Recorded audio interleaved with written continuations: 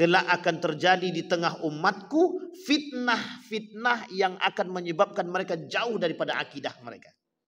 Apa yang harus kita tinggalkan? Tidak usah ikut perayaan hari ibu, tidak usah ikut perayaan hari guru, tidak usah ikut hari Valentendes, tidak usah ikut perayaan tahun baru. Tinggalkan semua itu. Semua itu perkara syubhat yang tak pernah ada pada masa Nabi.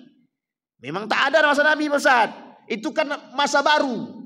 Cara kami untuk mendekatkan diri kepada keluarga kami, cara kami mendekat diri kepada kedua orang tua kami. Masih banyak cara yang lain yang harus kita lakukan daripada harus mengikuti program dan proyeknya orang-orang kafir. Apa hukumnya tahun baru? Tidak bisa dihalalkan, tak bisa diharamkan. Sehingga hukumnya tengah-tengah. Nah, sekarang kita tanya, lebih banyak mana, mudarat atau manfaat daripada tahun baru itu? Sebenarnya bukan masalah mudarat manfaat lagi. Satu sisi mudaratnya banyak, manfaatnya tak ada. Tapi yang paling lagi nampak adalah perbuatan yang sia-sia.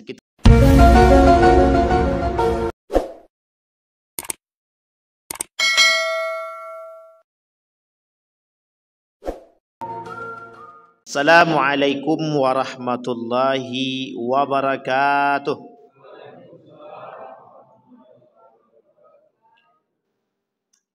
Alhamdulillahi rabbil alamin.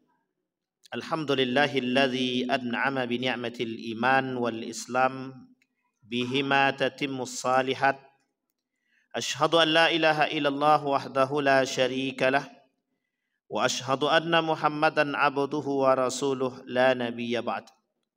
Allahumma salli wa sallim wa barik ala hadzal nabiyil karim. Allahumma salli ala Muhammad wa ala ali Muhammad fil alamin innaka Hamidum Majid. Ya ayuhan nasu attaqu rabbakum alladhi khalaqakum min nafsin wahidah wa khalaqa minha zawjaha wa batha minhuma rijalan katsiran wa nisaa wattaqullaha alladhi tasaaluna bihi wal arham innallaha kana 'alaikum raqiba. Wa qala Allah ta'ala ya ayyuhalladzina amanu taqullaha wa qulu qawlan sadida yuslih lakum a'malakum wa yaghfir lakum dhunubakum wa may yuti'illaha wa rasulah faqad faza fawzan azima. Puji syukur kehadirat Allah atas limpahan rahmat dan karunia-Nya kepada kita semua. Mudah-mudahan di Isya ini, malam hari ini, Allah mudahkan kita, Allah berkahi kita, Allah jadikan kita orang-orang yang selalu bersyukur akan segala nikmat-Nya. Allah jaga keluarga kita, Allah jadikan kita orang-orang yang saleh dan salehah, Allah kumpulkan bersama orang-orang yang baik, Allah jadikan kehidupan kita di akhirnya husnul khatimah. Amin ya rabbal alamin. Baik Bapak Ibu sekalian yang berbahagia, apa kabarnya Bapak Ibu, sehat? Alhamdulillah. Mudah-mudahan kita istiqomah dalam kesehatan dan kebaikan. Amin ya rabbal alamin. Baik Bapak Ibu sekalian yang berbahagia, judul kita ngeri-ngeri sedap, menjaga keluarga dari fitnah akhir zaman. Dah kayak mau mati aja nih. Karena kalau udah bicaranya akhir zaman tuh dah kayaknya bentar lagi kiamat aja bawaannya. Kan kita masih kasihan dengan wajah-wajah yang masih kecil-kecil nih Pak. Ini masih ada abang-abang kita yang belum nikah nih yang kita kasihan nih Pak. Kira-kira gimana nih? Sabar ya Bang Tio ya. Abang udah nikah belum? Ah itu dia masalah tuh. Itu ujian terberat tuh. Oh ini belum dua maksudnya Pak. Kalau beliau belum dua. Baik. Menjaga keluarga kita dari fitnah akhir zaman. Kalimatnya kita penggal satu-satu Pak. Yang pertama, kalimat yang kita mau pahami adalah menjaga. Pertanyaannya yang harus kita munculkan adalah makna menjaga ini apa? Dan yang kita jaga itu apa? Dan bagaimana cara kita menjaga? Itu yang paling penting. Sekarang kita ambil dulu. Kita menjaga. Apa yang mau kita jaga? Yang paling penting kata Nabi yang harus dijaga itu adalah akidah. Yang harus dijaga adalah akidah. Yang kedua yang harus dijaga setelah akidah adalah iman.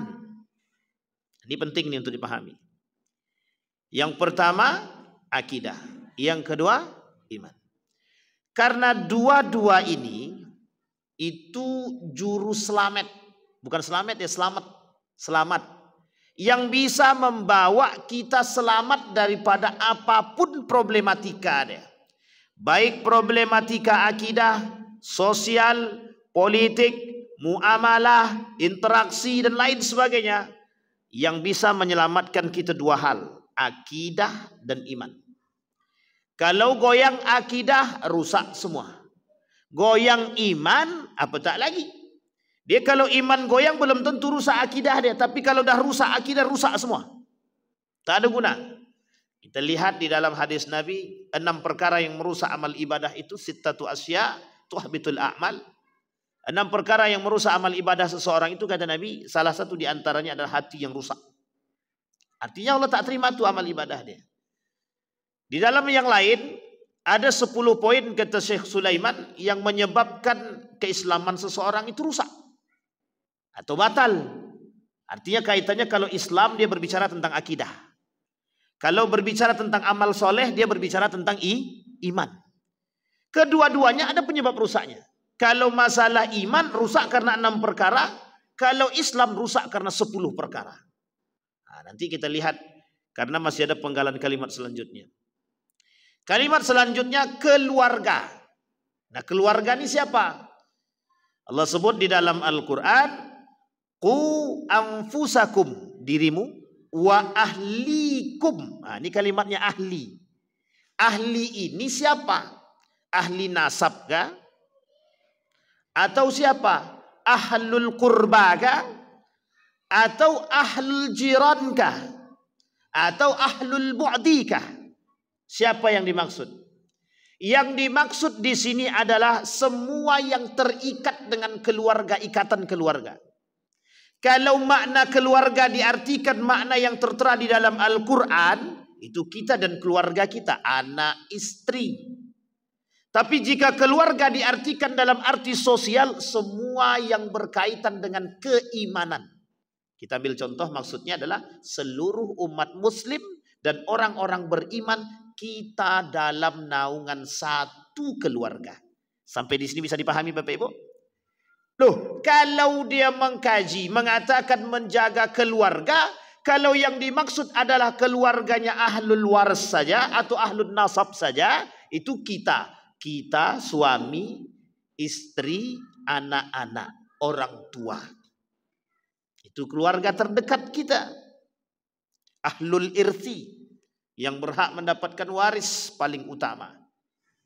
Dan ini dalam makna yang sangat dekat. Tapi kalau maknanya dalam makna sosial atau dalam makna akidah, itu orang-orang berislam, orang-orang yang beriman. Kita wajib juga menjaga mereka. Berarti yang harus kita jaga siapa? Anak istri kita dan orang-orang beriman.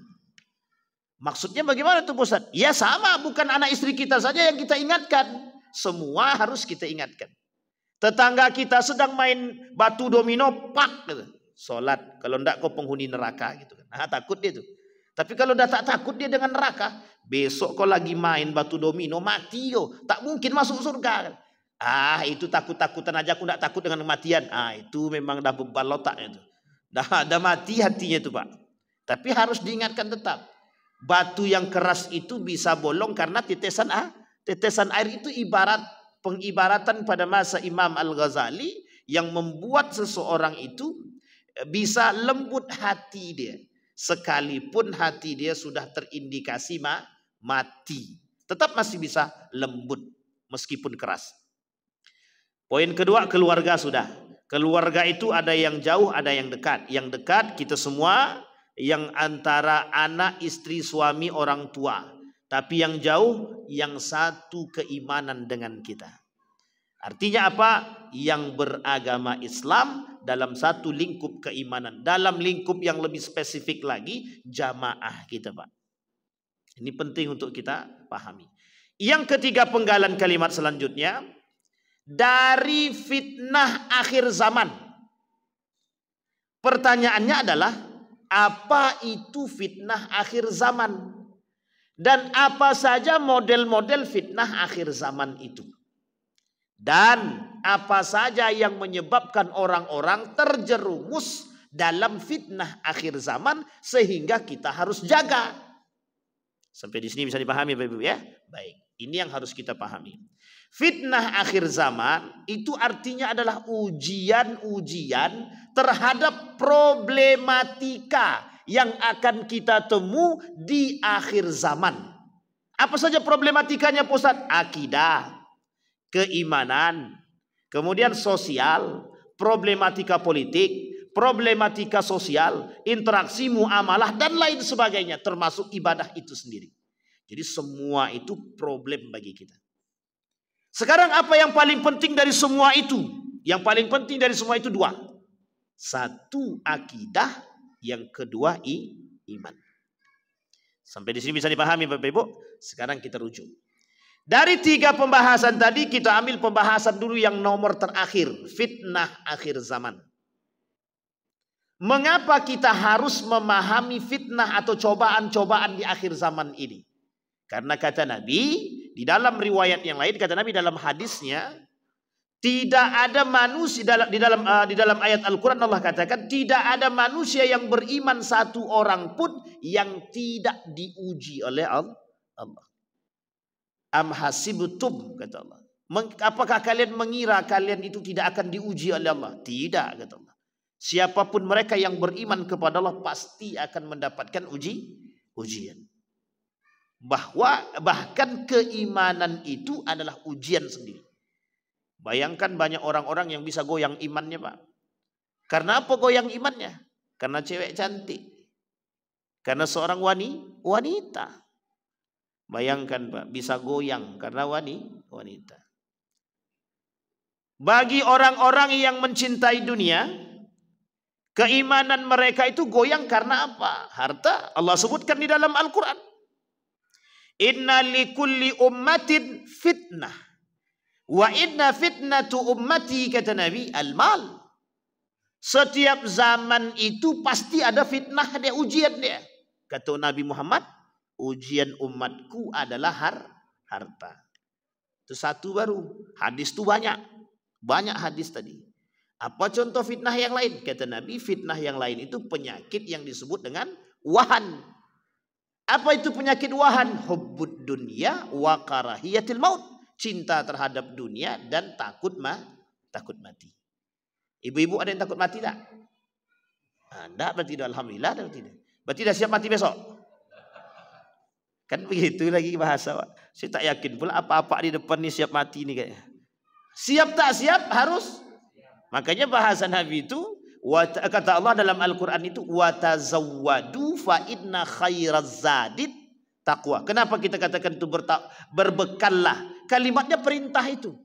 Kalau kalimatnya perintah, dari sekarang sampai kapanpun siapkan bekal, kata itu maksudnya. Jadi kalau mau mati seketika pun selamat. Jadi karena mati itu tidak bisa. Mati itu tidak bisa ditunda, tidak bisa dimajukan. La yastakhiruna sa'ah wa la yastaqdimun, kata Allah. Tidak bisa maju, tidak bisa mundur. Cuman kalau mau minta, cobalah. Ya Allah, matikan aku di akhir, kata dia. Rupanya pas akhir kiamat pula matinya. Itu paling buruk pula. Nah, ini tak bisa kita minta.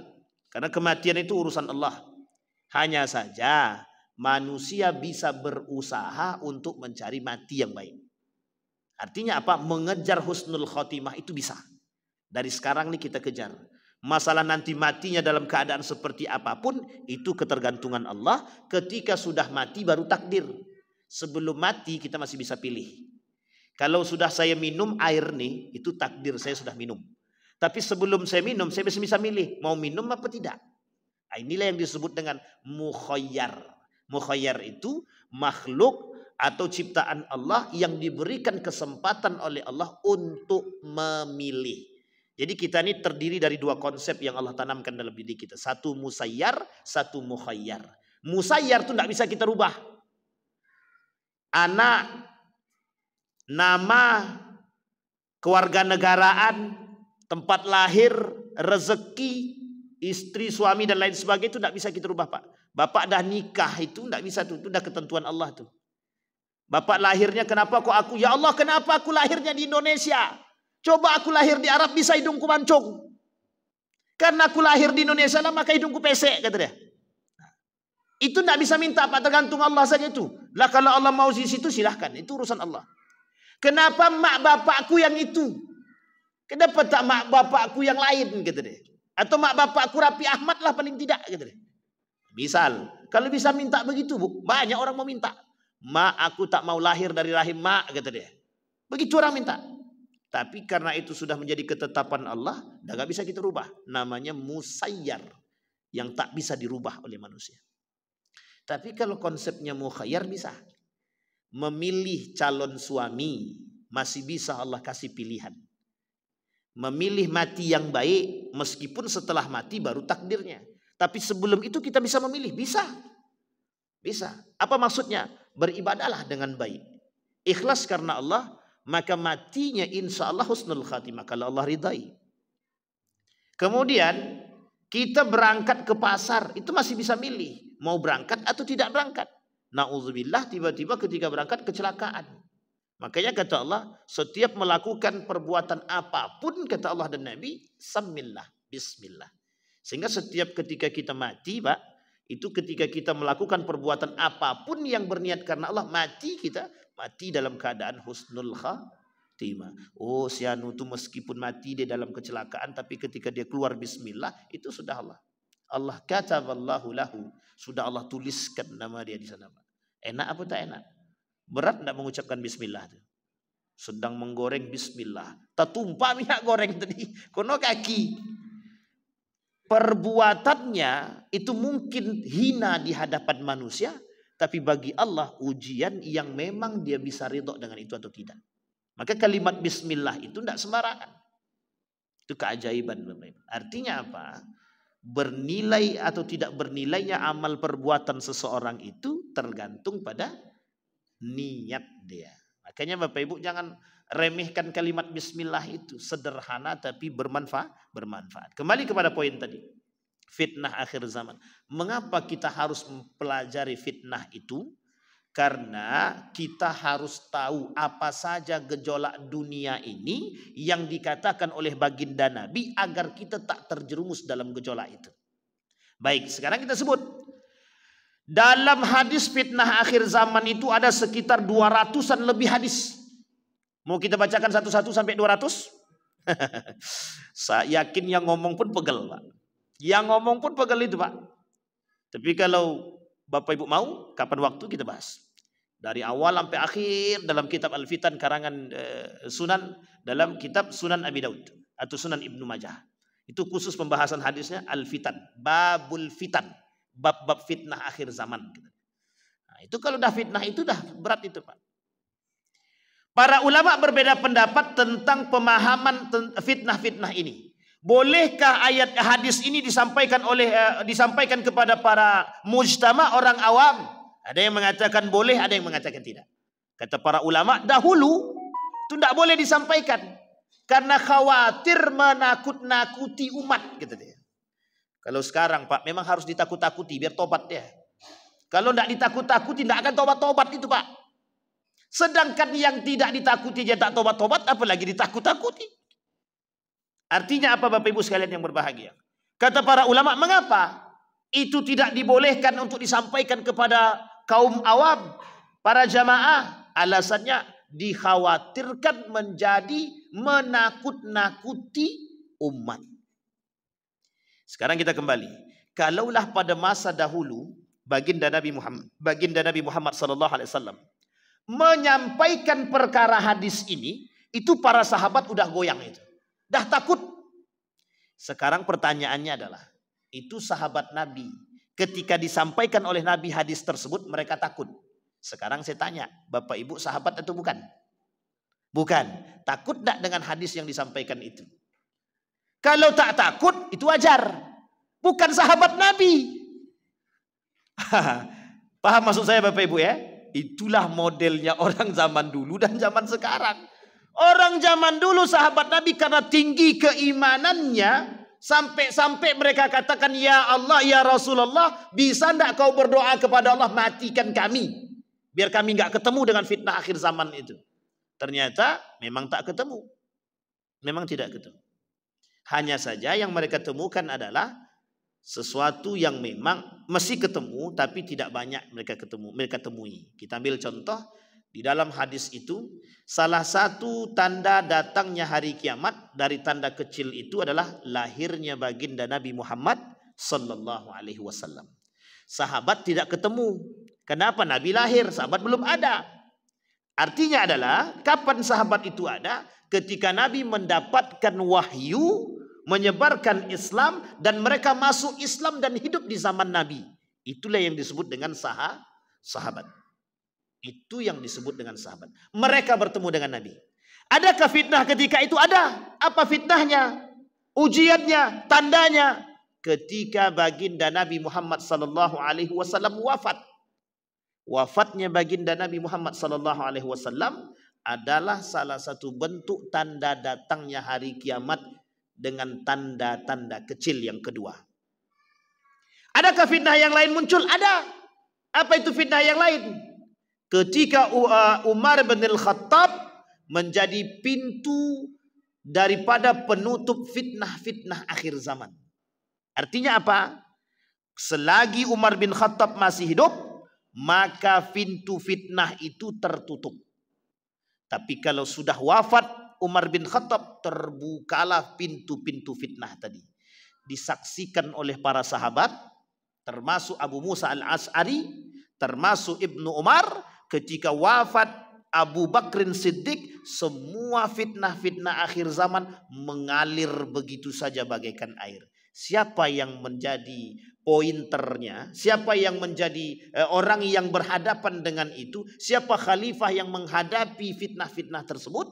Ada yang disebut dengan Utsman ibn Affan dan Ali bin Abi Thalib. Sehingga mulai itu Bapak Ibu, meninggalnya Umar bin Khattab itu terbuka semua pintu fitnah. Apa yang dihadapi oleh Utsman bin Affan? Mati dalam keadaan tersiksa. Disiksa oleh umat muslim itu sendiri. Terkhusus para demonstran dari Mesir. Abu Lujana yang sengaja melakukan propaganda, yang melakukan fitnah terhadap Utsman, sehingga Utsman dibunuh dalam keadaan tusukan-tusukan tertentu yang mengatasnamakan Allah. Apa kata dia? Ya Allah, aku serahkan tubuh Utsman ini kepadamu. Bismillahi Allahu Akbar. Ditusuknya Utsman bin Affan. Jadi membunuh Utsman itu dengan takbir, Pak. Allahu Akbar kata dia. Membunuh Utsman. Membunuh Ali bin Abi Thalib sama. Membunuh Al-Husain sama. Itu pakai bismillah. Coba bayangkan, Pak. Ketika Daulah Abbasiyah menghancurkan Umayyah, sama pakai takbir juga, Pak. Sebelum kita berperang, yuk kita sholat, gitu deh. Yang diperangi siapa? Umat muslim juga itu. Pada hakikatnya sebenarnya yang mereka perangi itu adalah karakter. Tapi karena karakter itu melekat pada diri orang tersebut dan melakukan pemberontakan, terjadilah perperangan. Yang satu dianggap ingin memberontak, yang satu dianggap ingin mempertahankan. Sehingga terjadilah pertempuran sesama muslim. Perang pertama umat muslim, perang kedua umat muslim sesama muslim yang menewaskan sekian banyak jiwa tak berdosa. Perang pertama yang membunuh, perang saudara antara muslim dengan muslim itu perang namanya perang Siffin antara Ali dengan Muawiyah. Dirunutlah setelah itu Pak Karbala, setelah itu Daulah Umayyah, setelah itu Daulah Abbasiyah, setelah itu nanti ada Andalusia, setelah itu nanti ada Turki Utsmani dan lain sebagainya. Itu banyak sekali perang saudara. Yang mati adalah umat muslim karena yang berperang antara muslim dengan yang muslim. Fitnah kata Nabi. Sampai-sampai Nabi bilang begini kepada Ali bin Abi Thalib. Kelak engkau akan berselisih paham kata Nabi dengan Ummul Mukminin Aisyah. Kata Nabi, kata Ali, aku ya Rasulullah. Iya. Apa kata Ali bin Abi? Betapa celakanya diriku ketika itu. Kata Nabi tidak. Bukan begitu kata Nabi. Nanti ketika engkau menang, tempatkan dia di tempat yang aman kata dia. Jadi perselisihan Ali dengan Siti Aisyah itu dalam perang Jamal. Memang tidak ada pertumpahan darah. Singkat cerita, Ali bin Abi Thalib membiarkan Siti Aisyah untuk tetap bertahan di Madinah. Singkat cerita, selesai urusan Ali dengan Siti Aisyah, terjadi perselisihan antara Ali dengan Muawiyah terdalam perang Siffin. Nah, itu Pak, itu yang dikatakan Nabi. Kata Nabi apa? Terbukti perselisihan antara Ali dengan Siti Aisyah. Uniknya Nabi katakan, kelak dua cucuku ini, kata Nabi, dua cucuku ini, kata Nabi, itu akan mati. Dan disampaikan sama Nabi. Nabi cuma kasih isyarat. Yang satu dicium bibirnya sama Nabi. Tandanya mati dalam keadaan diracun. Al-Hasan, cucu baginda Nabi Muhammad SAW. Nabi sampaikan dalam hadis dia. Bayangkan Pak. Fitnah itu disampaikan oleh baginda Nabi dalam hadisnya. Bahkan kata Nabi, di dalam perkara yang lain kata Nabi, ada hal yang harus kita jaga. Kelak akan muncul kata Nabi kepemimpinan yang zalim setelah kepemimpinanku 30 tahun. Setelah Nabi, kemudian 30 tahun setelah Nabi akan muncul pemimpin yang zalim. Terbukti Pak, bermunculan pemimpin-pemimpin yang zalim setelah Al-Hasan. Dimulai dari Muawiyah, Yazid ibn Muawiyah, sampailah berkelanjutan. Artinya Bapak Ibu sekalian yang berbahagia, itu fitnah akhir zaman, Pak. Tapi Nabi menyampaikan dalam riwayat-riwayat yang lain, dalam hadis-hadis yang lain, yang tidak kalah penting yang berada di tengah kita dan merusak akidah dan keimanan. Apa kata Nabi? Kelak akan terjadi di tengah umatku fitnah-fitnah yang akan menyebabkan mereka jauh daripada akidah mereka. Kita ambil contoh malam tahun baru. Nah, ini dia Pak. Kalau Bapak Ibu tak bisa jaga anak-anak Bapak Ibu, terjerumuslah tuh Pak. Pokoknya habis ini pulang ke rumah, jangan kau keluar tahun baru. Aku enggak keluar tahun baru, Bu. Kenapa? Tapi tahun apa? Tahun lama katanya. Tahun baru tuh kapan? 31 malamnya tahun baru jam 12 tank keluar semua. Itulah yang diharapkan tuh Pak. Itu momentum terbaik bagi mereka yang dilakukan oleh orang kafir. Pada tahun 1582 oleh Paus Gregorian. Kemudian dilanjutkan penetapannya pada tahun 1752. Kalau tak salah 1570-an lah. Saya lupa tahun tepatnya. Sama. Pengikut daripada Paus Gregorian juga. Dan dilakukan perayaan ya itulah pokoknya. Perayaan tahun baru oleh mereka. Yang ketika itu dimulai oleh Paus. Yang yang didukung oleh gereja. Kemudian diikuti oleh umat muslim. Nah, sekarang diikuti oleh umat muslim berbagai macam. Kita tidak berbicara itu secara eksplisit, tapi akan kita lihatkan bagaimana kerusakan akidahnya di situ. Nanti kita lihat Bapak, kerusakan akidahnya itu di mana. Oke Bapak Ibu ya. Baik. Adakah hadis-hadis yang lain yang berbicara tentang fitnah akhir zaman? Banyak. Kata Nabi, bergelumuran. Kata Nabi, tidak akan terjadi hari kiamat sampai kalian akan melihat orang berzinah, kata Nabi. Seperti binatang berzinah di jalanan.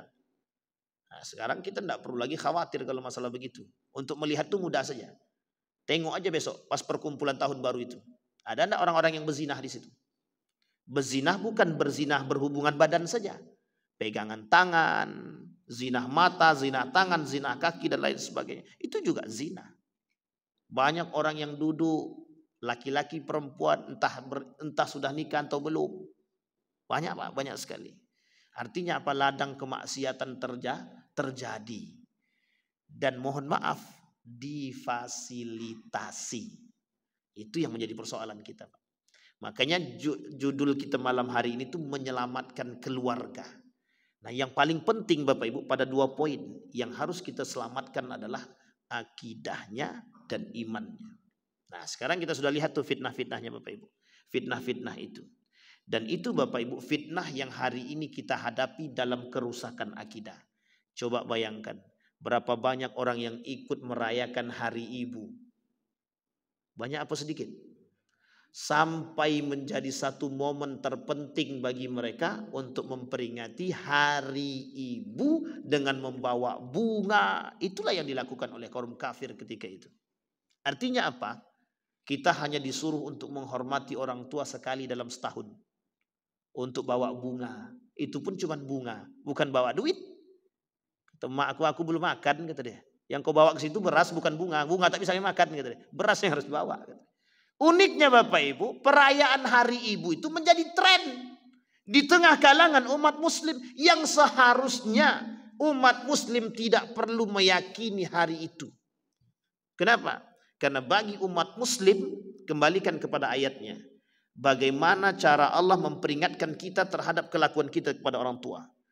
Sebisa mungkin, taruhannya apa Bapak Ibu? Ridallah fi ridal, ridhonya Allah saja terletak di ridhonya kedua orang. Artinya apa? Kalau ingin mendapatkan keridhaan orang tua, berbuat baik kepada orang tua setiap waktu. Bahkan Nabi mengatakan dalam riwayat yang lain itu kunci terbukanya pintu rezeki bagi seorang anak ketika mereka berbakti kepada orang tua. Kalau orang tua makan, ya Allah, jangan kau buka pintu rezeki anakku yang durhaka kepada aku, kata dia. Tak perlu pun dia berdoa, orang tua itu tidak akan dibuka oleh Allah. Tidak akan dibuka sama Allah. Coba, kalau mau coba boleh, silakan. Sekali saja hati ibu itu disakiti. Itu yang keran rezeki terbuka tadi sebegitu kencangnya, tertutup sebegitu rapatnya. Allah kembalikan begitu, Pak. Makanya Bapak Ibu sekalian yang berbahagia, jangan main-main dengan orang tua. Artinya apa? Konsep hari ibu itu telah menjauhkan kita dari makna yang sesungguhnya yang Allah sebutkan dalam Al-Quran. Artinya apa? Kita disuruh menghargai orang tua atau ibu hanya sekali dalam setahun. Padahal berbuat baik kepada orang tua setiap waktu. Oh, enggak begitu konsepnya. Itu cuma selebrasinya saja. Itu cuma perayaannya saja. Perayaannya cuma sekali, tapi berbuat baiknya terus setiap hari. Pertanyaannya, mengapa harus ada perayaan? Harus bisa dijawab. Mengapa? Mereka tak bisa jawab. Karena mereka katakan kepada kita bahwa kami ingin melakukan spesial terhadap orang tua. Bukan itu. Ada misi yang ingin mereka sampaikan kepada kita, bahwa betapa orang tua itu harus dihormati pada momen-momen tertentu saja. Itu kerusakan itu, Pak.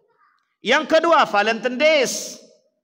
Kita disuruh berbagi kasih, mau kepada yang sudah nikah ataupun belum.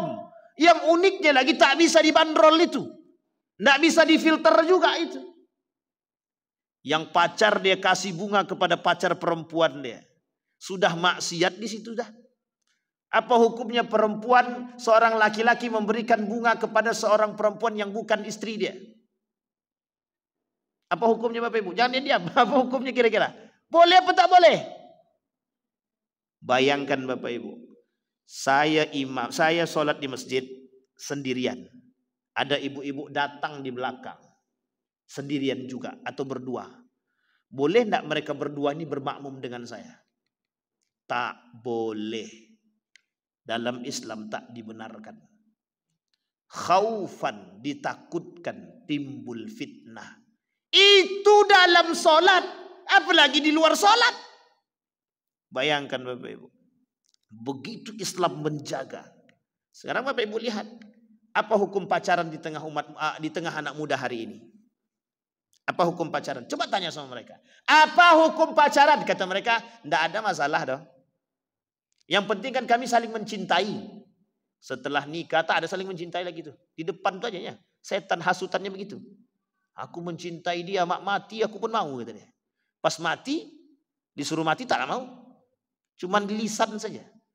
Kadang-kadang ini yang disebut dengan fitnah-fitnah tadi Bapak Ibu. Artinya apa? Kita ditipu dengan pemikiran yang merusak akidah kita daripada hari-hari yang kita anggap spesial. Seperti Valentine Days, hari guru. Mohon maaf ibu-ibu, bapak-ibu yang guru, jangan pernah tertipu dengan hari guru. Mereka kan menghargai kami, menghargai guru itu setiap waktu. Dan guru jangan minta untuk dihargai, tidak usah minta. Akhlak yang baik dari seorang guru menuntut siswa dan santri dia untuk tetap bisa taat kepada guru dia. Gimana kalau guru mau dihormati sedangkan guru tak punya akhlak? Yang diikuti oleh murid siapa? Ya guru. Jadi kalau guru itu sebenarnya tidak perlu nuntut untuk dihargai atau dihormati, tidak perlu. Dengan menampakkan akhlak yang mahmudah, itu mereka sudah secara tidak langsung, santri-santri, murid-murid, siswa-siswa itu, mereka akan menghormati dan menghargai. Ini tak santri itu diajak berjoget bersama. Nah, tengoklah sekarang di TikTok tuh. Guru tuh ngajak santri berjoget. Apa kata komen-komennya? Aku kalau begini gurunya aku mau juga jadi santri balik katanya. Coba bayangkan rusaknya sekarang nih Bapak Ibu. Guru mengajak siswa berjoget. Bukan yang diajarkannya yang baik-baik, yang diajarkannya berjoget.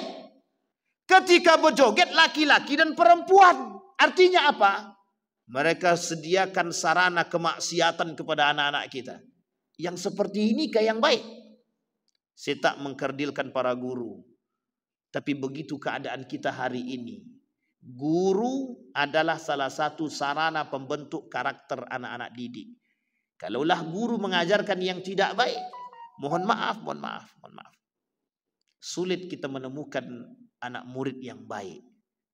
Kenapa? Karena guru dia tak memiliki akhlak yang baik. Sampai di sini bisa dipahami Bapak Ibu. Tapi kan rusaknya akhlak mereka bukan karena kami aja Pak Ustadz. Betul. Tapi kan salah satu di antara penyebab kerusakan itu. Itu poin yang penting harus kita jaga. Nah Bapak Ibu sekalian yang berbahagia, kembali kepada poin kita tadi. Nah apa yang harus kita lakukan Pak? Dalam proses perusakan akidah, tinggalkan perkara tersebut. Apa yang harus kita tinggalkan? Tidak usah ikut perayaan hari ibu. Tidak usah ikut perayaan hari guru. Tidak usah ikut hari Palentendes. Tidak usah ikut perayaan tahun baru. Tinggalkan semua itu. Semua itu perkara syubhat yang tak pernah ada pada masa Nabi. Memang tak ada masa Nabi Ustaz. Itu kan masa baru. Cara kami untuk mendekatkan diri kepada keluarga kami. Cara kami mendekat diri kepada kedua orang tua kami. Masih banyak cara yang lain yang harus kita lakukan daripada harus mengikuti program dan proyeknya orang-orang kafir. Sampai di sini paham Bapak Ibu? Itu proyek Bapak Ibu, itu proyeknya kaum kafir. Agar kita ini bisa lebih ekstrim dan cinta kepada ibu dan orang tua. Ingat Bapak Ibu, ini yang saya sebut dengan syirik samar-samar. Jadi kalau ada orang, jadi gini Bapak Ibu, kenapa saya katakan itu syirik samar-samar? Ketika orang sudah melakukan perayaan hari ibu sekali, dua kali, tiga kali, maka kelak momentum ini akan menjadi sesuatu yang harus diperingati, yang harus terus diperingati. Sehingga mohon maaf, ketika tidak diperingati apa yang terjadi? Orang akan beranggapan menjadi sesuatu yang aneh, padahal tidak aneh. Memang biasa-biasa saja. Nah, sehingga orang akan berpikiran kalau tidak ada peringatan hari ibu, tidak ada rasa cinta kepada kedua orang tua. Salah apa tak salah? Itulah yang disebut dengan syirik samar-samar tadi itu. Kalau bahasa ulama disebut dengan syubhat. Sama dengan perayaan tahun baru. Ini kita belum masuk pada masalah iman dan akidah di tahun baru. Kita lihat dulu siklus daripada tahun baru itu sendiri. Sama. Ketika orang memahami tahun baru itu sesuatu yang harus dirayakan, apa yang terjadi? Ketika tahun baru itu tidak dirayakan, orang akan merasa kehilangan. Kok tidak ada momentum terpenting ini ya? Gimana ini? Akhirnya yang ada dalam benak mereka adalah berharap itu kembali ada. Nah, sekarang kita lihat Bapak Ibu. Kalaulah kita berpaham demikian, rusak atau tak rusak akidah kita? Rusak Pak, goyang akidah kita Pak. Kita terjerumus dalam pada syubhat, kata Ibnul Qayyim Al-Jauziyah dan kata Nabi, faman waqa'a fi syubhat waqa'a fil haram. Orang yang terjerumus dalam perbuatan yang syubhat, dia terjerumus dalam perbuatan yang haram. Tidak ada syubhat itu yang mengantarkan kepada yang halal, itu tidak ada. Yang boleh bermain dengan syubhat bukan bermain, yang boleh menabrak syubhat, yang boleh meninggalkan perkara syubhat, yang boleh memahami perkara syubhat, hanya orang yang berilmu dan beriman. Karena bagi orang berilmu dan beriman tidak ada syubhat. Dia tahu mana yang baik dan mana yang benar. Bagi orang awam, itulah yang kemudian harus dipahami. Pertanyaannya, apa hukumnya tahun baru? Tidak bisa dihalalkan, tak bisa diharamkan. Sehingga hukumnya tengah-tengah. Nah, sekarang kita tanya, lebih banyak mana? Mudarat atau manfaat daripada tahun baru itu? Sebenarnya bukan masalah mudarat manfaat lagi. Satu sisi mudaratnya banyak, manfaatnya tak ada. Tapi yang paling lagi nampak adalah perbuatan yang sia-sia. Kita lihat. Berapa banyak yang digelontorkan oleh orang-orang yang melakukan atau merayakan atau menyediakan hari raya atau memperingati perayaan tahun baru. Berapa banyak dana yang digelontorkan. Mengundang si anu, mengundang si artis, mengundang ini dan itu segala macam.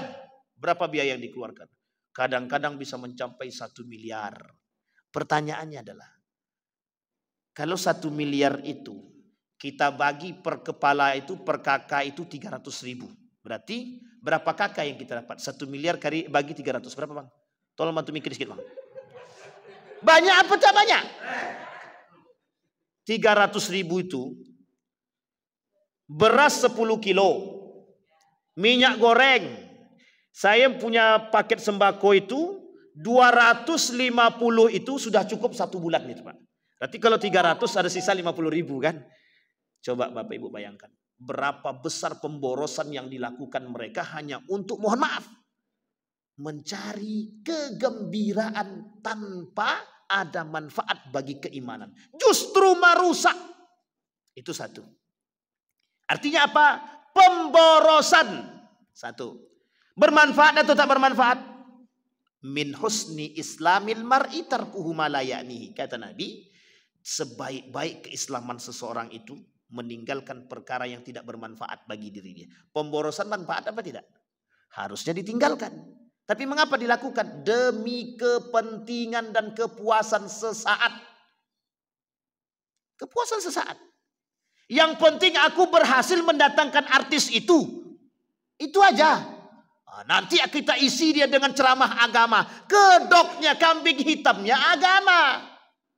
Tapi di balik itu, ladang kemaksiatan. Nah, kita urut ladang kemaksiatannya. 1.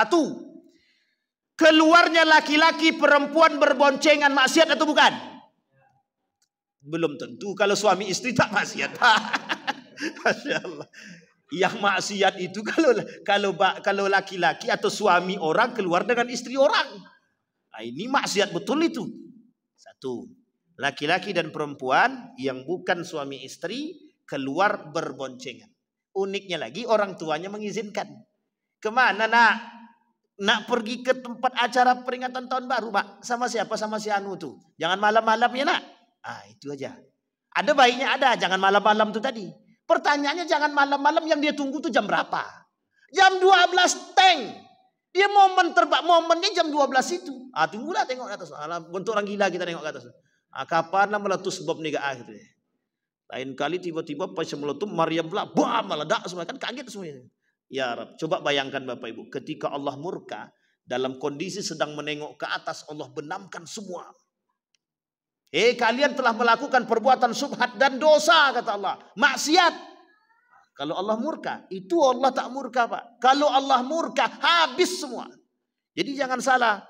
Salah satu penyebab datangnya bencana kepada kita disebabkan kemaksiatan dan kekufuran kita kepada Allah. Jangan salah. Kemaksiatan merajalela. Gimana tak datang gempa bumi? Jangankan COVID, banjir pun mau. Itu kebakaran hutan itu Ustaz. Itu memang dibakar sih. Ya enggak juga, itu bisa juga salah satu ujian gitu. COVID 2 tahun lamanya. Masih ada yang bilang itu adalah masalah penyakit gitu. Betul, itu penyakit juga. Tapi coba bayangkan kalau Allah tidak berkehendak melakukan hal ini, apa akan terjadi? Tidak, kecuali Allah berkehendak.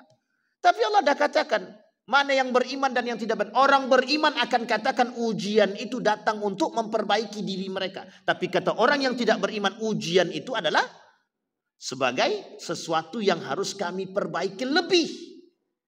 Coba bayangkan. Itu bukan ujian Allah, itu sudah penyakit. Pertanyaannya, emang penyakit itu bukan ujian dari Allah? Ujian Pak dari Allah. Sampai di sini bisa dipahami Bapak Ibu. Kembali kepada poin tadi. Satu, kemaksiatannya, bercampurnya laki-laki dan perempuan.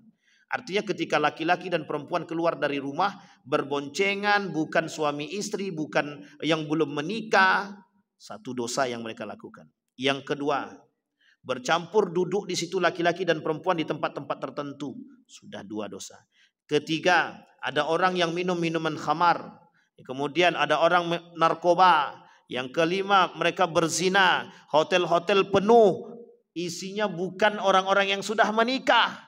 Sekarang pertanyaannya, banyak enggak ladang kemaksiatan di situ?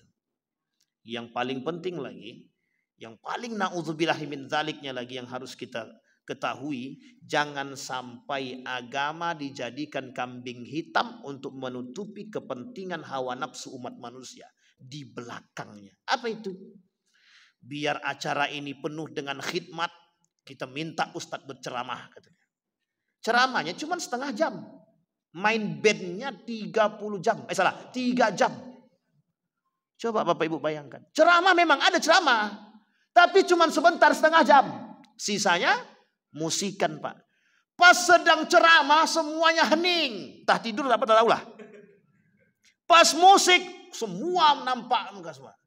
Yang tadinya tak berpegangan tangan, pegangan tangan Pak. Nah, tuh dek dengar cerita lagunya itu. Untuk kenangan kita berdua nanti. Gitu. Nikah belum? Nah, coba bayangkan Pak. Jadi sarana kemaksiatan yang sudah mereka lakukan. Ustadz kok begitu kali? Memang Pak. Saya pernah ikut soalnya. Itu pengalaman.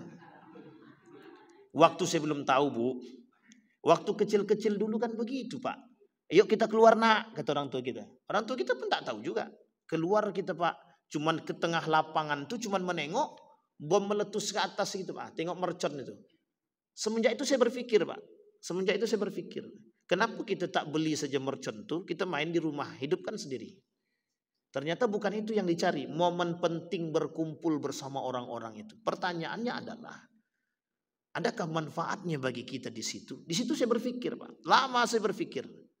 Sampai-sampai saya katakan, saya putuskan pada diri saya ini perbuatan yang sangat tidak bermanfaat. Semenjak itu Pak, kami gencar mengatakan kepada orang-orang siapapun itu, termasuk kawan dan keluarga yang mau ikut, alhamdulillah, yang tak mau ikut ya terus mereka. Tapi kita sudah sampaikan, tidak ada satupun manfaat yang besar Bapak Ibu di balik itu semua. Satu, kita sudah mutasyabih dengan perbuatan kaum kafir yang mereka pertama kali melakukan penerapan itu. Yang kedua, kita melakukan perbuatan yang sangat tidak bermanfaat. Justru sebaliknya, kadang-kadang kita bisa terjerumus dalam kemaksiatan dan dosa. Sampai di sini bisa dipahami Bapak Ibu. Sekarang kita lihat dari semua yang saya sampaikan tadi. Ini sampai jam berapa Pak? Kok tak berhenti-berhenti perasaan? Sampai jam berapa Pak? Janganlah Pak De. Nanti sampai jam 12 aja sakit kepala. 10 menit lagi, alhamdulillah Allah. Sebentar lagi. Iya, AC-nya kencang banget. Alhamdulillah. Baik, kembali kepada poin tadi Bapak Ibu. Coba perhatikan dari perayaan Ibu, Hari Guru, Valentine Days dan lain sebagainya. Kita ambil ini momen-momen ini Bapak Ibu, kita kumpulkan sekarang. Kita perhatikan baik-baik. Di antara momen-momen yang kita kumpulkan ini, mana di antara momen-momen tersebut yang mendatangkan kedekatan diri kita kepada Allah? Mana yang mendatangkan kedekatan diri kita kepada Allah? Tak ada sama sekali. Tidak ada. Kita cinta kepada orang tua, berlebihan cinta kita kepada orang tua justru menganggap kita lebih syirik kepada manusia. Artinya apa? Lebih cinta kepada orang tua atau kepada Allah?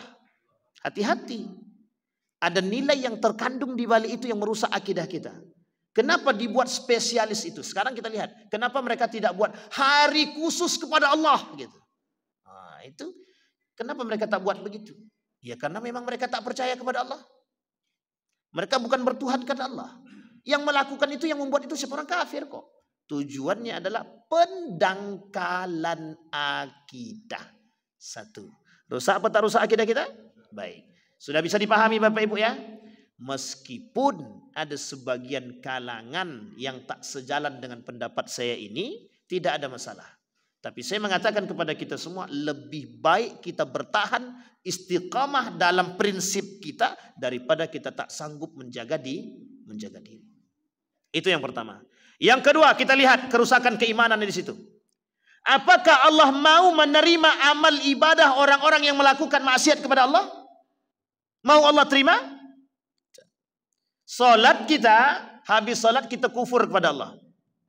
Salat kita, habis salat Isya, keluar kita, pergi kita kufur kepada Allah. Maukah Allah terima perbuatan kita? Takkan Allah terima. Ada 6 perkara kata Allah yang merusak amal ibadah seseorang. Satu di antaranya adalah kufur. Sampai di sini paham Bapak Ibu? Kufur. Yang kedua. Artinya apa? Keimanan yang sudah kita bentuk goyang hanya karena momentum-momentum yang memang bukan berasal daripada kebiasaan dan tradisi umat Sekarang kita kembalikan lagi. Buka peradaban Islam. Adakah dalam kajian peradaban Islam itu momentum-momentum seperti ini? Enggak ada sama sekali. Tidak ada sama sekali. Makanya Bapak Ibu sekalian yang berbahagia, termasuk perayaan ulang tahun. Berhentilah ulang tahun nih. Tak usah lagi ulang-ulang tahun. Dia takkan diulang atau tidak diulang juga tetap berulang nih Pak. Tetap berulang. Masalahnya Anda lebih baik atau lebih buruk, itu aja sekarang. Masalah kita sekarang. Sudah berpuluh kali ulang tahun, berapa umurmu? Sudah 40, berarti berapa kali ulang tahun? 40 kali. Sekarang pertanyaan lebih baik apa lebih buruk? Kok semakin bermaksiat ya aku, kata dia. Apa pentingnya? Tak ada pentingnya sama sekali. Oh penting Ustaz. Kalau orang datang ke rumah kami bawa kado, itu paling penting. Berarti kita mengharap orang lain datang ke rumah kita membawa sesuatu. Sekarang saya tanya, itu mengemis atau bukan? Itu namanya pengemis gaya modern. Kita mengemis orang-orang datang ke rumah berharap bawa kado. Itu kan kalau berharap Ustaz. Kalau tak berharap, itu lain cerita kata dia. Na'udzubillahi min dzalik. Rusak iman kita hanya karena bermunculannya peringatan-peringatan yang tidak pernah dilakukan oleh para nabi, sahabat, tabi'in, tabi'in, bahkan para ulama-ulama kita. Mereka sangat menjaga-jaga, mengkhawatirkan umat agar tidak terjerumus dalam perbuatan yang disebut dengan syubhat.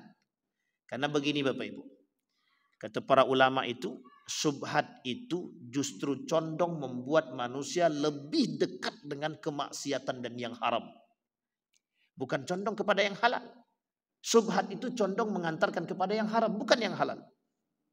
Maka kata Nabi, faman waqa'a fis syubhat waqa'a fil haram. Orang yang terjerumus dalam perbuatan syubhat, dia akan terjerumus dalam perbuatan yang haram. Mulai hari ini jangan lagi melakukan ulang tahun, tak usah ikut perayaan apapun, tak usah ikut perayaan hari ibu, hari Natal, hari ibu, hari guru, hari santri, dan semua harilah pokoknya, tak usah. Apalagi pengucapan selamat Natal, itu udah lewat. Itu lebih merusak lagi itu. Dan banyak sekali yang terjadi. Perdebatan musiman, syubhat musiman namanya. Makanya saya katakan ini adalah syubhat musiman. Tahun depan masih ada kayak gini lagi nih Pak. Tahun depan kayak gini juga lagi. Perdebatan selamat Natal dan perdebatan tahun baru. Terus berkelanjutan. Kenapa? Sampai kapanpun mereka tetap akan melakukan hal itu agar kita tetap jauh daripada agama. Kembali kepada poin kita Bapak Ibu.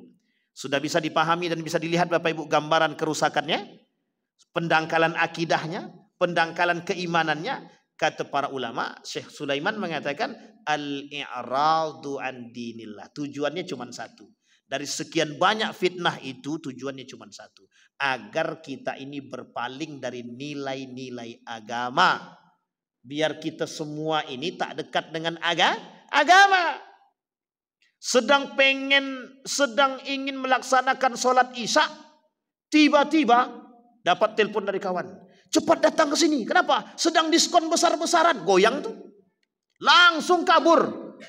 Nanti 5 menit lagi habis. Kita coba tengok ya. Kita coba lihat ibu-ibu khususnya nih. Yang pegang suka main Shopee, tengoklah tuh. Ditungguinnya kapan ini? 12 nih, 12 kapan ini? Kata dia. Ditunggunya tuh Pak. Ini diskon besar-besaran. Bentar lagi ditungguin jam 12. Ini juga sama itu. Subhat sangat itu. Itu sangat perbuatan yang tidak bermanfaat. Kalau mau beli aja lah. Ngapain nunggu-nunggu diskon begitu. Nampak kali lah pengemisnya. Ya Rab, ya Rab. Tapi itu momen Ustaz, bukan momen itu. Itu kebodohan yang nyata. Kita menunggu harga yang murah, tapi kita tunggu dengan gaya tidak tahu seperti apa, kita tidak tahu kehalalan dan keharaman perbuatan itu. Syubhat.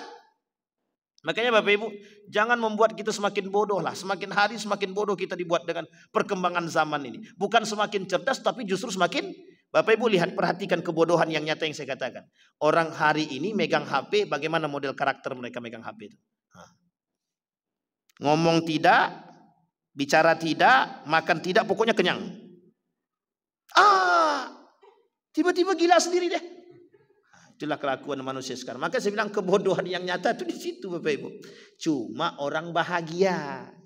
Kami ikut Valentine Days, kami senang. Kami ikut peringatan Hari Ibu, kami senang. Kami main judi online, kami senang. Kami main game online, kami senang. Artinya apa? Mereka senang dengan kemaksiatan. Berapa banyak manusia hari ini senang dengan perbuatan maksiat. Kembali kepada poin kita Bapak Ibu. Sudah kita sampaikan fitnahnya. Sekarang kita sampaikan keluarganya. Keluarga kita sudah kita sampaikan tadi. Anak, istri. Allah sebutkan dalam Al-Quran. Ini poin penting Bapak Ibu. Allah sebutkan dalam Al-Quran. Apa kata Allah dalam Al-Quran? Inna auladakum wa azwajakum fitnah. Anak, istri, suami itu fitnah bagi kalian.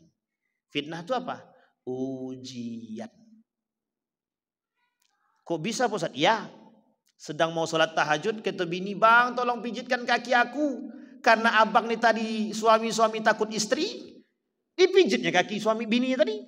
Pas azan subuh, tak jadi sembahyang tahajud. Kan gagal sholat tahajud gara-gara pijit kaki istri. Jangan tersinggung ibu-ibu begitu keadaan. Iya, saking takutnya tadi. Kenapa? Fitnahnya datang dari siapa? Istri dia. Begitu juga istri sedang mau sholat tahajud, kata suaminya, dek tolong temankan abang dulu. Ngapain? Nonton bola. Adik mau sholat tahajud bang, kau patuh sama suami apa tidak? Kalau tak patuh sama suami durhaka, kata dia. Jadi tak jadi sembahyang dia. Jadi tetap patuh sama suami tadi kan. Inilah masalah kita hari ini Bapak Ibu. Sedang kita berbuat baik. Kadang-kadang begini Bapak Ibu. Ketika suami dia menjaga diri dia daripada korupsi, datang istri dia. Bang, tolonglah belikan aku emas. Kata suaminya, aku tidak punya duit. Abang kan kerja di kantoran, kata dia. Ini goyang-goyangannya istri begitu kadang-kadang.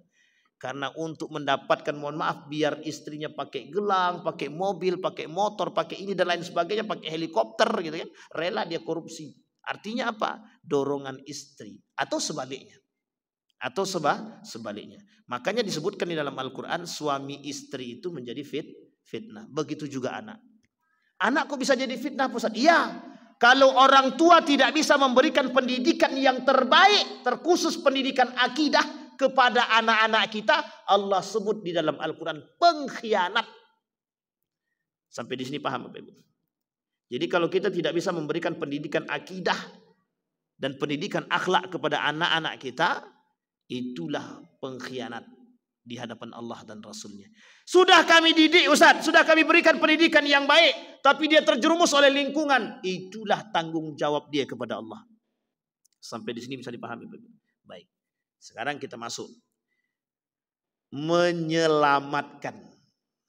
Kalimat menyelamatkan ini penting. Berarti krisis akidah, krisis keimanan menyebabkan kita harus melakukan penjagaan kepada keluarga kita.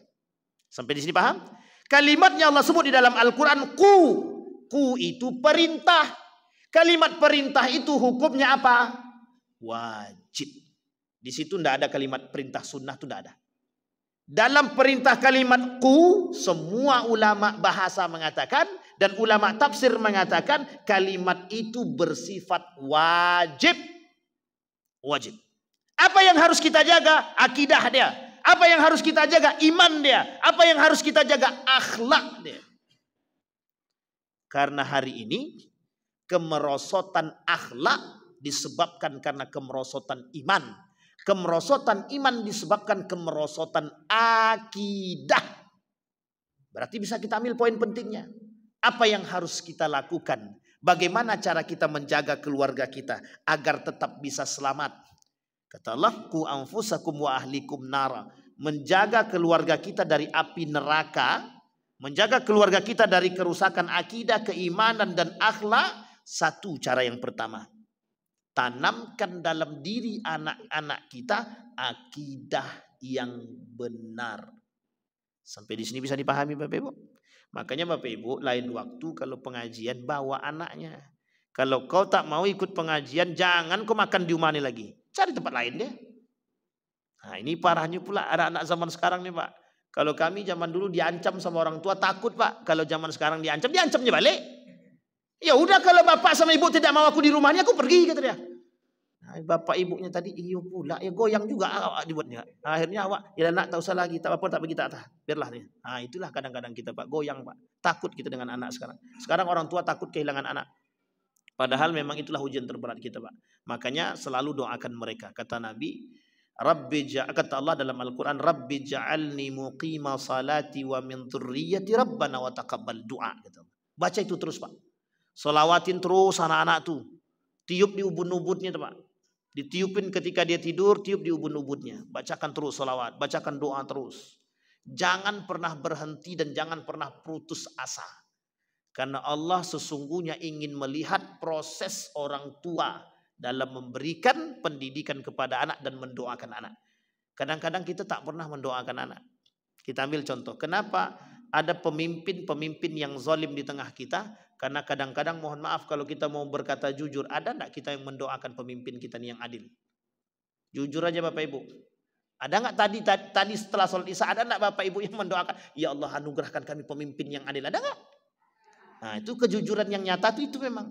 Jadi sehingga Allah kasih, ya udahlah, orang tidak ada yang minta pemimpin yang adil, ya aku kasih pemimpin yang zalim kata Allah. Nah, itu yang terjadi Bapak Ibu. Kembali kepada poin kita, yang pertama, tanamkan akidah yang benar. Apa maksudnya menanamkan akidah yang benar? Yang putih itu putih, yang hitam itu hitam. Sampaikan kepada mereka, jangan ikut perayaan Natal, jangan ikut perayaan Tahun Baru, jangan ikut perayaan Hari Ibu, jangan ikut perayaan apapun perayaannya yang tidak diajarkan oleh agama Islam, jangan ikuti. Termasuk ulang tahun. Satu. Sampai sini paham Bapak Ibu? Akidah yang benar. Yang kedua, tanamkan keimanan yang kuat sama mereka, agar mereka tetap eksis dengan keimanan mereka. Apapun yang keluar daripada jalur keimanan, jangan kau ikuti. Kalau kawan kau ngajak mencuri, jangan ikut. Nah, itu aman tuh Mak. Jangan bergabung dengan orang-orang yang narkoba. Oke. Jangan bergabung dengan orang-orang peminum khamar. Siap. Jangan engkau terjerumus dalam fitnah-fitnah nak. Itu agak susah sedikit Mak. Itu yang susah Bapak Ibu. Makanya kita perlu keimanan yang kuat. Agar anak-anak kita ini bisa membedakan mana yang hak dan mana yang Karena kata Nabi dalam hadisnya, la ya'lamuhunna katsirun minan nas. Perkara halal itu jelas, perkara haram jelas. Yang tak jelas itu yang subhat-subhat tadi. Nah, perkara yang subhat itulah kata Nabi banyak umat manusia yang tak tahu mana yang disebut dengan subhat itu. Nah, kita ambil contoh Bapak Ibu. Contohnya seperti ikut-ikutan perayaan-perayaan itu. Mereka kan nggak tahu hukumnya apa. Nggak tahu, anak-anak kita kan nggak tahu hukumnya apa. Kenapa mereka nggak tahu hukumnya? Karena memang tidak ada hukumnya. Dihukumi halal tak bisa, dihukumi haram tak bisa. Artinya apa? Hukumnya tengah-tengah. Bagaimana cara kita mengajarkan kepada anak kita agar meninggalkan perkara tersebut? Bilang sama anak-anak itu, kalaulah perbuatan itu tidak bermanfaat kepada keimanan kita, tinggalkan. Sampai di sini paham Bapak Ibu? Yang kedua. Yang ketiga, sampaikan kepada anak-anak kita, berbaurlah, bergaullah, bermuamalahlah dengan siapapun yang memiliki akhlak yang baik. Kadang-kadang Bapak Ibu mohon maaf, kita sudah membangun akhlak yang baik pada anak kita. Ternyata mereka terpeleset karena mereka berbaur dengan lingkungan. Kadang lingkungan mereka yang membuat mereka tak menjadi berakhlak. Misal, di rumah kita tak pernah ajarkan anak kita mencaut, mencaci, memaki. Ketika dia berkawan dengan kawan-kawan dia, itu yang sering dia dengar. Antu kebun kau. Itu kan kalimat tak benar itu.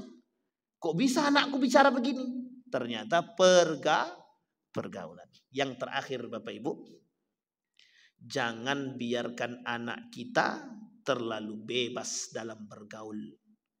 Hari ini lebih baik kita menangis sekarang daripada kelak kita tak bisa mempertanggungjawabkannya di hadapan Allah.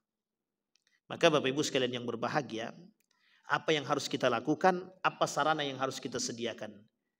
Yang pertama, sediakan tempat belajar yang baik bagi mereka. Mau di musola ini silahkan. Kumpulkan anak-anak muda, isi dengan perbuatan yang bermanfaat, diinisiasi oleh masjid ataupun musola. Bangun kreativitas mereka, terserah. Jangan larang anak-anak ke masjid atau ke musola, sekalipun mereka ribut, jangan larang. Besok tidak datang dia ke masjid lagi, Pak. Anak zaman sekarang tak sama dengan zaman dulu, Pak. Kalau zaman dulu dimarahin sedikit aman, kalau sekarang makin jadi. Kalau zaman dulu, anak zaman dulu itu kita bisa ingatkan, Pak. Jangan kata kita, jangan, Pak. Kalau sekarang tak. Oh, di masjid aku dimarahi. Di kafe aku enak. Jadi dia tak mau lagi ke masjid. Apapun itu alasannya. Terganggu sholat kami Pak Ustadz. Khusyuk aja lah. Ikhlaskan aja lah. Insya Allah. Allah lebih tahu terhadap hamba dia daripada kita, Pak. Karena mohon maaf, Pak. Banyak masjid yang hari ini takut dengan anak-anak karena takut ribut. Akhir yang terjadi apa? Mereka lebih memilih tempat kafe. Kami lebih nyaman di sana. Mak, tolong belikan aku HP. Kenapa, nak? Di situ kawan-kawan aku semuanya pegang HP. Akhirnya apa? Dibelikan sama maknya HP. Tapi aku tak kasih kau itu, nak. Tak kasih kau paket. Tidak apa-apa dong, mak. Di situ ada wifi. Terjadilah. Ketika maknya tak belikan, ditusuknya maknya pakai pisau. Itulah kasus yang terbaru kita temukan. Seorang anak membunuh ibunya hanya karena tidak dibelikan HP. Penyebabnya apa? Kelalaian kita terhadap perilaku anak. Satu. Yang kedua, kadang-kadang mohon maaf, masjid-masjid ini takut dia dengan anak-anak yang ke masjid karena anak-anak ini suka ribut. Pak, Bu, kalau tak mau anak-anak ini ribut, jangan jadi anak-anak, suruh dia cepat besar. Tidak akan ribut dia. Karena memang hakikatnya anak-anak itu bermain, Pak. Memang itu hakikatnya. Sekarang kalau seandainya kita tak berikan sarana bagi mereka, tak berikan wadah bagi mereka, kemana mereka mau pelampiasan? Mau kita mereka melampiaskan bermain mereka pada hal yang tak bermanfaat. Dulu, Pak, zaman dulu anak-anak mainnya goli, Pak. Cakak tahu, Pak, ya? Kelereng, tak gitu. Sekarang orang anak zaman sekarang nggak ngerti itu goli itu apa, kelereng itu apa, cakak itu pun tak tahu. Jangankan itu apa namanya itu? Yang batu-batu di situ, congkak. Nggak tahu mereka. Iya memang zaman kami beda. Iya memang zaman kita beda. Memang saya juga tahu kalau itu zaman beda. Zaman kami ini generasi Z. Entah Z, entah A, entah C, entah D, tak terserah lah pokoknya. Tapi gen itu, gen-gen tahap apalah namanya itu Bapak Ibu. Itu kalau kita tidak perhatian, kita tidak serius dalam menanggapi itu Bapak Ibu, habis anak kita. Karena bagi mereka yang merusak generasi muda itu lebih mudah daripada merusak yang tua-tua ini. Tahu Bapak Ibu apa alasannya? Merusak yang tua-tua ini sia-sia. Kenapa sia-sia? Bentar lagi mati. Diracun pun selesai itu kata dia. Tapi generasi yang muda ini, itu yang harus kami rusak. Kalau kokoh keimanan anak muda nih Pak, mereka goyang. Makanya mereka jauhkan kita dari agama. Maka tak salah ketika Soekarno itu dikatakan, beri aku 10 anak muda, akan kugoyangkan dunia. Itu tak salah sebenarnya. Jika peran anak muda itu betul-betul dimanfaatkan. Saya kira itu Bapak Ibu sekalian yang berbahagia. Ada pertanyaan? Enggak ada, alhamdulillah. Ada pertanyaan Bapak Ibu? Silahkan. Ibu-ibu ada pertanyaan? Aman? Aman apa paten? Aman. Berarti sini aman Bang. Baik, Bapak-bapak aman Bapak-bapak? Atu-atu? Aman ya Bapak-Ibu ya? Mudah-mudahan kalau sudah tidak ada lagi pertanyaan, kita berdoa kepada Allah. Mudah-mudahan apa yang kita sampaikan di malam hari ini, di Isya ini, betul-betul bisa menjadi pedoman kehidupan kita. Kita bisa menjaga anak-anak kita, keras dan tegas kepada mereka, agar tetap kita bisa tersenyum kelak ketika menghadapi pertanggungjawaban di hadapan Allah dengan sebaik mungkin. Jangan sampai nanti kita menangis di akhir, tertawa di awal. Lebih baik kita menangis di awal dan tersenyum kelak di akhirat ketika kita menghadapi pertanggungjawaban bersama Allah. Mudah-mudahan ada manfaatnya bagi kita semua. Mudah-mudahan bisa menjadi petunjuk bagi kita dan pedoman bagi kita agar tetap menjadi manusia yang baik di sisi Allah. A'udzubillahi minasyaitonir rajim. Bismillahirrahmanirrahim. Alhamdulillahi rabbil alamin, hamdas syakirin hamdan na'imin, hamdan yuwafi ni'amahu wa yukafi'u mazidah. Ya Rabbana lakal hamdu kama yanbaghi li jalali wajhikal karim wa azim sultanik. Allahumma faqihna fid din wa 'allimna ta'wil. Allahumma ighfir lana dhunubana wa kaffir 'anna sayyi'atina wa tawaffana ma'al abrar. Allahumma jannibna minal fitan. Allahumma jannibna minal fitan. Allahumma jannibna minar riya. Allahumma jannibna min munkaratil akhlaq wa su'il munqalab ya rabbal alamin. Allahumma a'inna ala dzikrika wa syukrika wa husna ibadatik. Allahumma arinal haqqa haqqan warzuqna ittiba'ahu wa arinal batila batila warzuqna ijtinabah. Allahumma ij'al tajammu'ana tajammu'an marhumah waj'al tafarruqana min ba'dihi tafarruqan ma'sumah. Allahumma khtimna bi husnil khatimah. Allahumma khtimna bil khairat. Allahumma khtimna bis salihin. Rabbana atina fid dunya hasanah wa fil akhirati hasanah wa qina azaban nar. Walhamdulillahi rabbil alamin. Assalamualaikum warahmatullahi wabarakatuh.